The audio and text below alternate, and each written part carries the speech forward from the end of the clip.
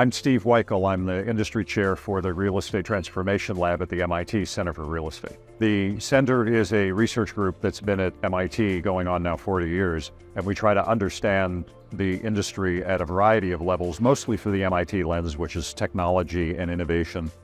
We're in a kind of an interesting industry that hasn't changed for decades or maybe generations by some measures.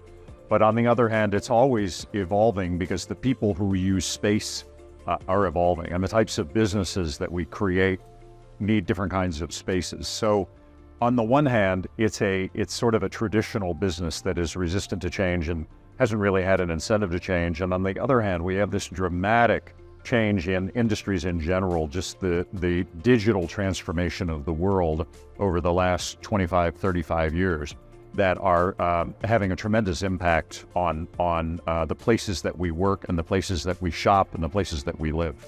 Ownership models are changing. So for example, the long-term lease is under pressure.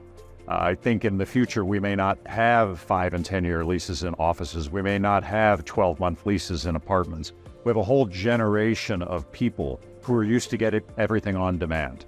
They get the cars on demand through Uber. They get their food on demand through Instacart.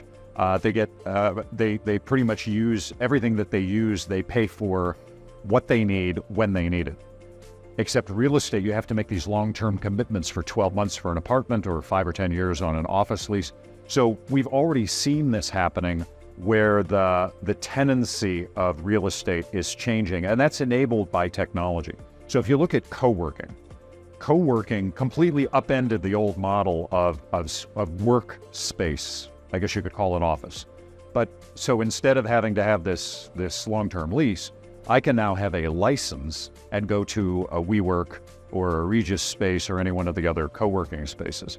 And so despite the drama around WeWork, they did fundamentally change our relationship with space. And so just think what that does for a company. No longer has to make a long-term commitment. Now they can just get space when they need it, how much they need, and pay for it when they need it. That has implications for developers and owners and operators because our whole industry is based on this relationship, this long-term relationship between an office building and the people who use the office building. So I use that as just one example. On the residential side, we're seeing these kind of serviced, not short-term, but kind of medium-term. And so what if it's not what's in between an apartment building, which is filled with 12-month commitments, and a hotel, which is filled with one-night commitments? You have these kind of medium-term, temporary use, usually furnished. And that, how do you underwrite that? And that ends up being a different relationship.